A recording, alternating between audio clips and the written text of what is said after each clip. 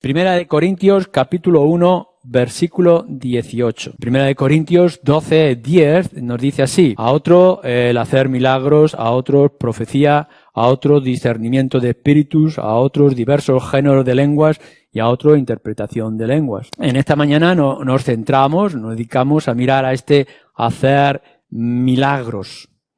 Y podremos ver enseguida la referencia que hemos hecho en la primera lectura de Primera de Corintios capítulo 1 y 2. Ya decía yo el domingo pasado que este don de las sanidades tiene una relación muy estrecha con el don de la sanidad. Quizá incluso podríamos considerar, como decíamos, que la sanidad está dentro de un campo mayor del fruto o del don de las sanidades, perdón, de los milagros. Tendremos que tener en cuenta algo importante a la hora de entrar en el tema, y es que en el griego no hay una palabra específica para milagro, tal como nosotros utilizamos para hablar de hechos especiales, extraordinarios de parte de Dios, o en diferentes sectas o religiones de sus propios dioses, etcétera. Nosotros no tenemos en la Escritura, en el Nuevo Testamento, una palabra específica para milagros. Lo que tenemos en este don del versículo 10 de hacer milagros, podríamos hacerlo o decir de manera literal, es la energía de poder o ese don de obra poderosa, energía o fuerza para poder obrar de manera extraordinaria, energía de poder. Por eso, en los diferentes lugares de las Escrituras, del Nuevo Testamento y específicamente en Pablo, a veces nosotros traducimos por poder, sencillamente, y otras veces lo traducimos en milagro. Y lo tenemos que ver dentro de lo que es el contexto, es decir, los traductores o los intérpretes tienen que mirar qué es lo que está señalando como un mero ejercicio de poder y lo que se está refiriendo a un poder extraordinario que solamente puede estar en las manos de Dios.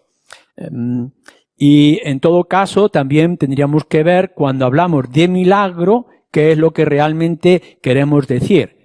No es que no haya en la Escritura milagros de nuestro concepto, sino el término con el cual lo vayamos a definir. Porque otras veces, también Pablo lo hace, hablamos de milagros cuando hablamos de señales extraordinarias, o de maravillas, o de obras extraordinarias, prodigios, etcétera. Todo eso tiene que relacionarse con todo lo que es el ejercicio de la majestad de Dios de cierta forma.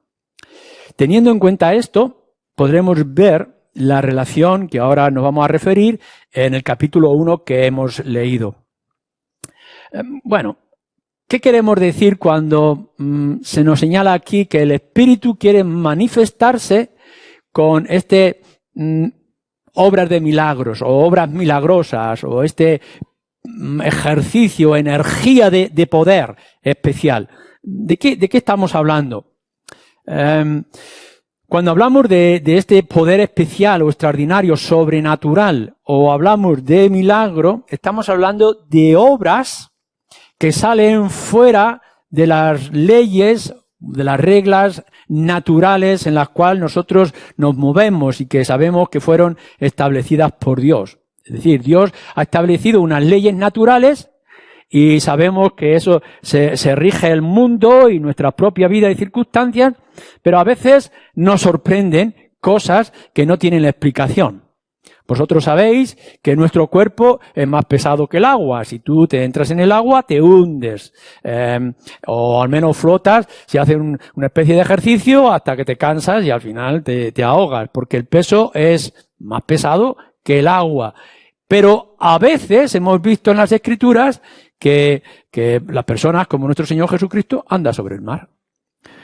Podemos ver que, bueno, el sol gira de una manera normal, no el Sol gira, sino que nosotros giramos, la Tierra gira alrededor y eso produce una especie de sombra. Lo normal es que la sombra vaya avanzando, esa sombra, por eso tenemos el reloj de Sol. Lo extraño, eso es lo natural, la ley natural establecida por Dios. Lo extraño es que la sombra vaya hacia atrás unos grados. A eso es lo que llamamos algo extraordinario, una obra o un milagro poderoso de parte de Dios. La sombra retrocede, como podéis ver en Segunda de Reyes. Los muertos se levantan. En el mismo instante que nosotros dejamos de vivir o nuestro corazón se para, empieza a descomponerse nuestro cuerpo. Por eso es que el mismo calor ya lo vuelve putrefacto y salen los gusanos. Eso es lo natural. Uno se muere y se corrompe. Lo extraordinario es que los muertos se levanten. Eso es lo sobrenatural. Es un poder extraordinario. De eso estamos hablando. Cuando habla aquí de ejercicio de poder o de milagros, estamos hablando de algo que sale fuera de lo que es natural y de lo que es nuestra lógica en el mundo en el que estamos viviendo.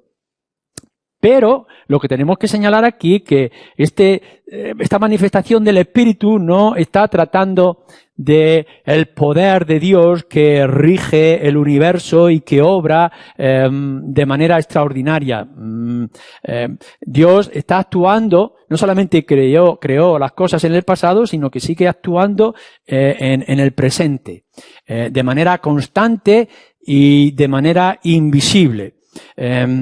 Y todo esto también es una obra maravillosa y es una obra sorprendente de parte de Dios. Es el milagro que es inexplicable. Sí, podemos saber que la Tierra está justo cerca a una distancia indicada del Sol y que por tanto por eso ni nos abrazamos ni somos despedidos y sabemos acerca de la naturaleza, cómo viene la lluvia y cómo surge las plantas, etcétera, etcétera. Todas esas sabemos las explicaciones naturales, pero también sabemos que esto es así porque Dios lo sostiene y que Dios actúa. Es decir, ni vamos a ir más ni vamos a ir menos porque es Dios quien está obrando en este universo. No solamente Dios fue el creador de todas las cosas, sino que Dios las sostiene. Pero no estamos hablando de ese poder milagroso que Dios está haciendo y que está aconteciendo en este mismo instante. No nos referimos, por ejemplo, a la obra misteriosa de la redención. Cada uno de vosotros que es creyente, que es cristiano, que ha puesto su fe en el Señor Jesucristo, decimos que esto es un milagro. Pero no tiene nada que ver con nosotros, simplemente que Dios ejerce su obra como quiere y cuando quiere. Pero alguien que está muerto en sus delitos y pecados, el hecho de que pueda vivir y pueda entender y pueda aceptar la gravedad de su pecado y la obra del Señor Jesucristo, nosotros decimos que esto es un milagro. Y por tanto Dios está haciendo milagros de manera constante y de manera invisible como quiere y cuando quiere. Son acontecimientos que nosotros no podemos explicar. En la Escritura y en el Antiguo Testamento tenemos de estos acontecimientos. Sabemos lo que es la peste. Pero lo que nos dice la Escritura es que de pronto Dios pueda traer una peste y al mismo instante frenar la peste. O que pueda tener señal de que va a venir una sequía, como vemos en la vida de Elías, y que de pronto va a parar esa sequía. El Señor puede obrar de manera extraordinaria, puede venir un ejército inmenso y poderoso para destruir Jerusalén y Dios hacer que se destruyan entre sí y se maten. Lo que parecía que era invencible, Dios lo destruye simplemente en un instante. Dios obra. Es el poder soberano de Dios. Él tiene el control de todas las cosas, porque Él es el creador de todo, y a veces actúa de una manera sorprendente, individual, como quiere y cuando Él quiere. El apóstol Pablo, en el libro a los Romanos, la carta a los Romanos, nos dice que el mismo hecho de observar la creación y la maravilla de la creación es más que suficiente para llegar a creer en Dios. O sea, la gente no cree en Dios no porque no tenga evidencia, sino porque no quiere creer. Porque solamente ver cómo es y cómo funcionan todas las cosas en la naturaleza, a ese ritmo, a ese diseño extraordinario de parte de Dios, sería más que suficiente para poder ver el poder de Dios ejercido en el tiempo en el que estamos viviendo. Pero no se refiere a este poder invisible, constante de Dios sobre el universo, sobre nuestras vidas y nuestras circunstancias. Tampoco se refiere a la soberanía de Dios a la hora de actuar en hechos y circunstancias inusuales que nosotros no pudiéramos esperar. Es decir, Dios va a actuar cuando Él quiere y como Él quiera. El poder es milagroso y podemos ver en la Escritura y podríamos ver en nuestra vida cómo Dios hace milagros sin tenernos a nosotros en cuenta. Es decir, puede hacer que cuando todos en un avión van a perecer, algunos de ellos, de manera milagrosa, no perezcan. Y cuando podíamos ver que aquello va a tener un fin desastroso, Dios pueda poner su mano y no permitir que eso ocurra. Dios va a actuar y nosotros no somos quienes ni para juzgar el por qué, o el cómo, o el cuándo. Dios actúa de esta manera, pero Dios es libre para hacerlo. En la Escritura tenemos cosas sorprendentes como que Dios quiera utilizar a un asno para que hable y detenga a un falso profeta. O puede hacer que unos cuervos vengan y alimenten con carne y pan a sus siervos. Puede hacer, por ejemplo, que se cumplan profecías. El Señor viene, señala algo concreto que va a ocurrir aun cuando pasen centenares de años y esas cosas ocurren. Y hará esto y actuará cuando Él quiere y como Él quiere en todas estas circunstancias. En el caso que decíamos, por ejemplo, de la lepra, que Él pueda actuar. En casos tan sorprendentes como que las mujeres que son estériles, vemos a lo largo de toda la historia de Israel, incluso en el mismo tiempo de nuestro Señor Jesucristo, mujeres que eran estériles, que ya no podrían tener hijos porque eran estériles y eran mayores como Sara y que de pronto puedan tener hijos y Dios actúa, no explica, no dice nada de por qué va a hacer las cosas porque Él es soberano. Así que en nuestras vidas hoy podemos ver por una parte la obra milagrosa constante de Dios en nuestras vidas y podemos ver cómo hay hechos concretos en los cuales Dios actúa. Sin que nosotros participemos con oración ni con intercesión de ninguna forma, Dios hará lo que tenga que hacer cuando Él quiera hacerlo y no dará ninguna explicación. Lo que se está refiriendo aquí con esta manifestación del Espíritu, con los milagros o el hacer las obras milagrosas, es lo que Dios ha hecho desde el principio, diciéndole a ciertos hombres que actúen o que hagan cosas extraordinarias. Puede coger a un pastor medio desanimado porque ha tenido que perder o ha perdido toda su posición noble en Egipto para decirle: yo te voy a hacer mi instrumento y te voy a dar poder. Me estoy refiriendo a Moisés. Y de pronto lo saca del desierto para llevarle y poder ver la manera majestuosa, extraordinaria por la cual Dios actúa a través de Moisés.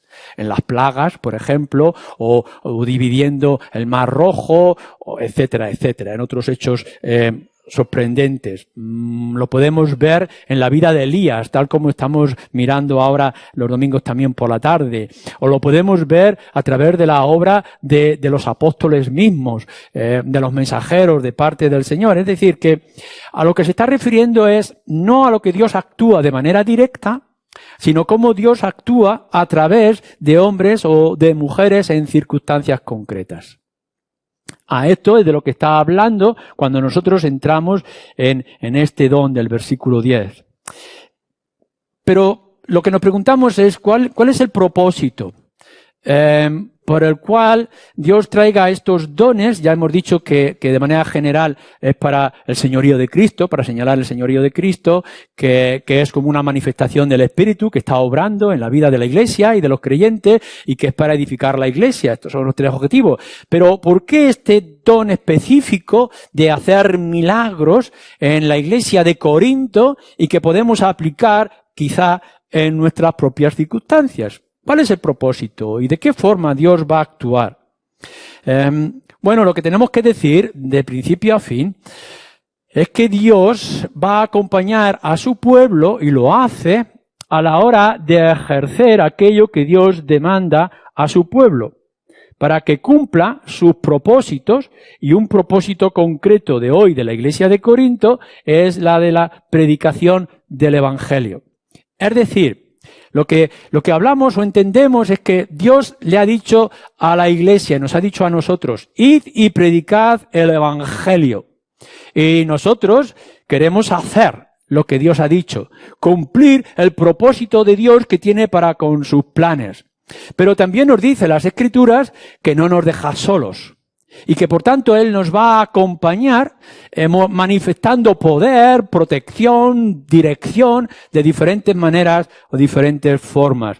Tendremos la tarea como Iglesia de proclamar el Evangelio y podremos ver los hechos sobrenaturales por los cuales Dios actúa para que ese propósito sea cumplido. En la vida de nuestro Señor Jesucristo lo vemos de una manera muy específica. En ciertos momentos, por ejemplo, cuando la curación de un cojo, lo que está diciendo es, esta curación del cojo es para que creáis quién soy yo. Es decir, cuando vosotros vais en ese Evangelio de Mateo, capítulo 9, no está diciendo, yo he venido aquí a hacer milagros, sino que hago este milagro de la curación del cojo para que vosotros creáis. En otro momento, en el capítulo 11 del Evangelio de Juan, podemos encontrar cómo su amigo Lázaro está enfermo e incluso va a llegar a morir, y el Señor dice, este hecho, este milagro va a ocurrir para que den gloria al Padre y den gloria, me glorifiquen a mí. O sea que el propósito no es simplemente hacer un milagro porque ama mucho a su amigo, Lázaro, sino para que puedan glorificar a Dios el Padre y puedan glorificar a el Hijo en su obra, a su ministerio. Así que lo que podremos ver es que cuando está hablando aquí el apóstol Pablo de este don de hacer milagros, no lo podemos separar del propósito principal y esencial que podemos ver en los evangelios o lo podemos ver también en las mismas cartas. Cuando encomienda, por ejemplo, a los discípulos, Lucas 9 y Lucas 10, para ir y llevar el evangelio, les dice, vosotros os he dado poder para hacer señales y que la gente crea el evangelio.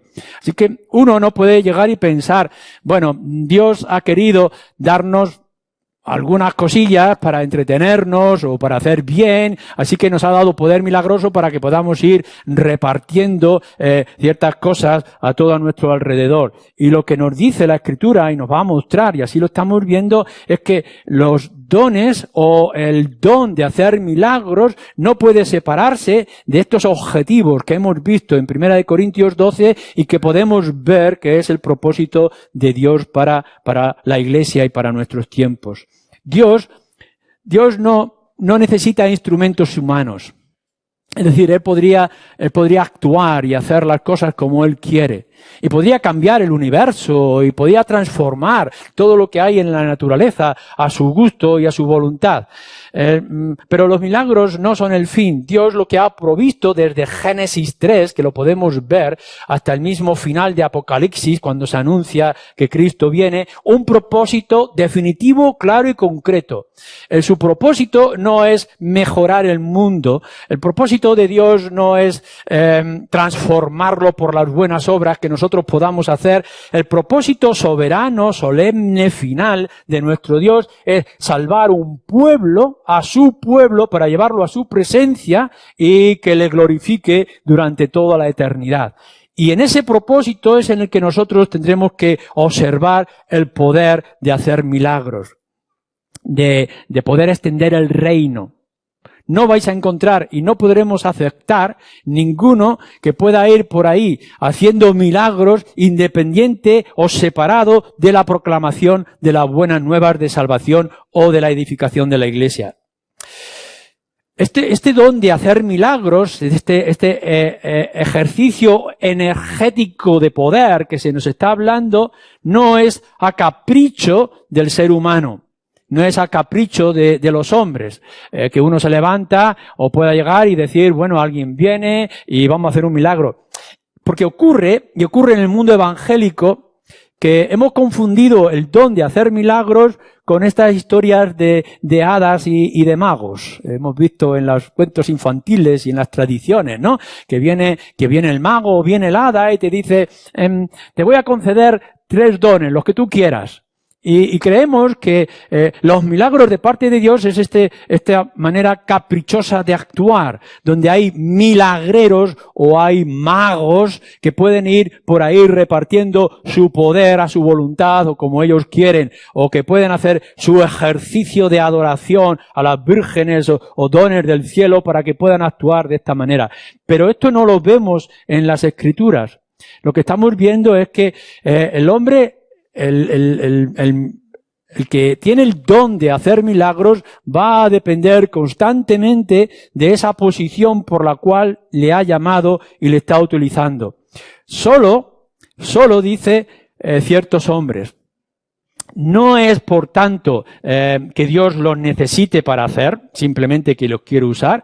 En segundo lugar, no es el fin en sí mismo que nosotros podamos pensar. Lo que nos está diciendo es que estos milagros son señales para que nosotros podamos ver algo mucho más grande y más extraordinario.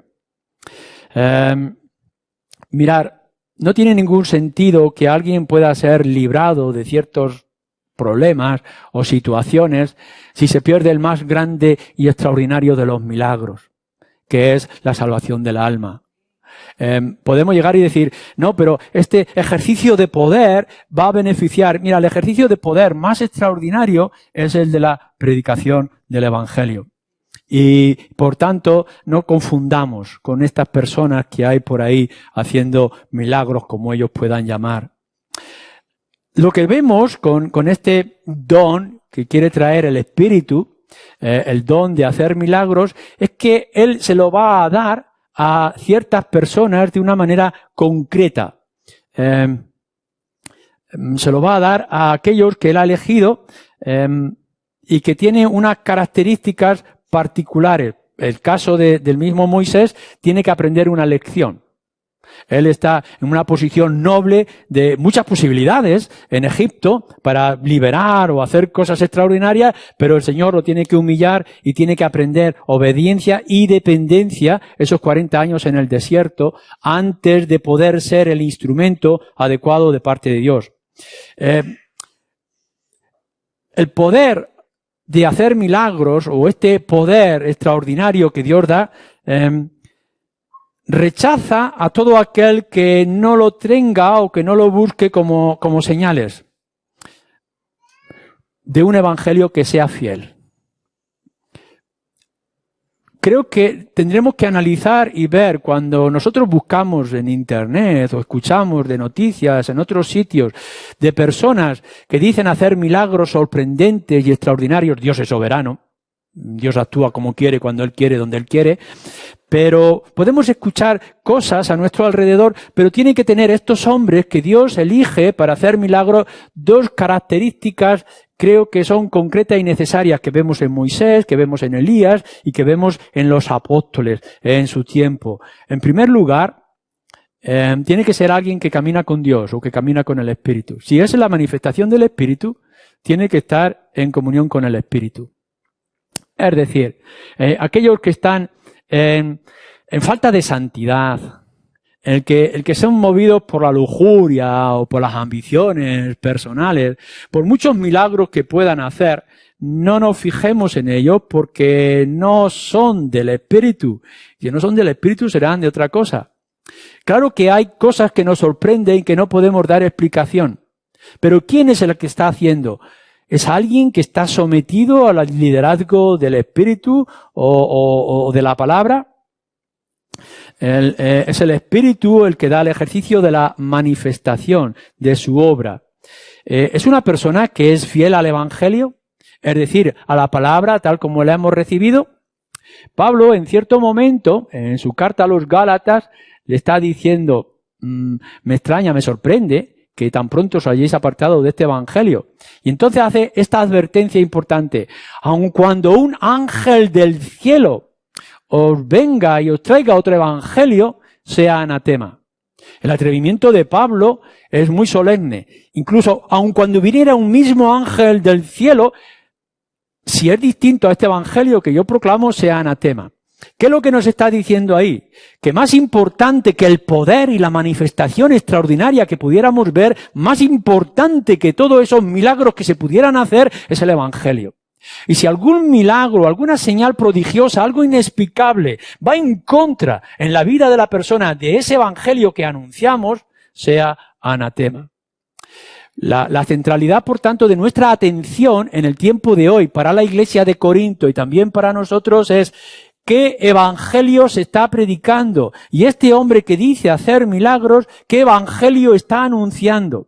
Y en segundo lugar, como hemos dicho, ¿qué comunión tienen con el Espíritu? ¿Qué santidad acompaña a su vida? El poder de milagros tiene que tener señales de una vida de espiritualidad y de santidad y de una fidelidad al Evangelio. Todo lo demás tendremos que rechazarlo. Porque nos dice también la Escritura y nos señala también Pablo que el diablo es astuto y se presenta como ángel de luz y que es capaz de portentos y señales prodigiosos. El diablo también puede hacer milagros y es el engañador.